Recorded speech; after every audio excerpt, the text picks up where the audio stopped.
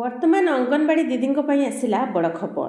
आपने समस्ते जानते जे हजार हजार संख्यार लोअर पीएमजी रे भुवनेश्वर स्थित लोअर पीएमजी रे अंगनवाड़ी लेडीज वर्कर्स एसोसिएशन तरफ विभिन्न दाबी नहीं आंदोलन कर सरकार केवल प्रतिश्रुति देउथिले। संघ पक्षर दाबीगुड़िक मध्य अंगनवाड़ी कर्मी सहायिका मानकु सरकारी मान्यता दि जाऊ।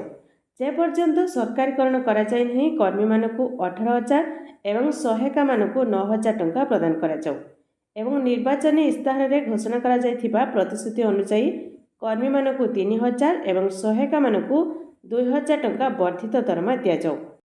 तेबे समस्त कार्य ऑनलाइन रे होथिबा कारणरू 5G मोबाइल पई दाबी होउछि। भारतीय जातीय सम्मेलन रे होइथिबा निष्पत्ति अनुसार 26,000 टंका प्रदान करा जिबा। चारिश्रम आईन को कार्यकारी करी समान काम को समान दरमा, श्रमिकों को मान्यता, सामाजिक निरापत्ता योजना रे सामिल, उन्नत मानर मोबाइल देवा, सेहीपरि 100% पदोन्नति देवा, अतिरिक्त कार्य सबू बंद करा जाई केवल आईसीडीएस काम को अग्राधिकार दिया जिबा। विक्षोभ प्रदर्शनकारी अंगनवाड़ी कर्मी सहायिका माने बरगढ़ स्थानीय अग्रगामी युवक संघ सम्मुख में एक विशाल शोभायात्रा बाहरी सहर परिक्रमा कर जिलापाल कार्यालय सम्मुख में पहुंची विक्षोभ प्रदर्शन करछंती।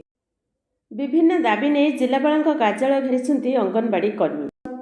तो यह सब समस्त समस्यार समाधान करान गले व्यापक आंदोलन कराजिबो बोली चेतावनी देथिले। तेबे मुख्यमंत्री मोहन माझी अंगनवाड़ी कर्मी एवं सहायिका मानकर बहुत जल्दी दाबी पूरण करने को जाउछंती।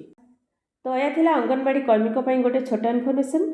बस वीडियो को लाइक करंतु, चैनल सहित जोड़ी रहबा पई चैनल को सब्सक्राइब करी साइड रे आस्थवा बेल आइकन क्लिक करी ऑल सिलेक्ट कर नियंतु।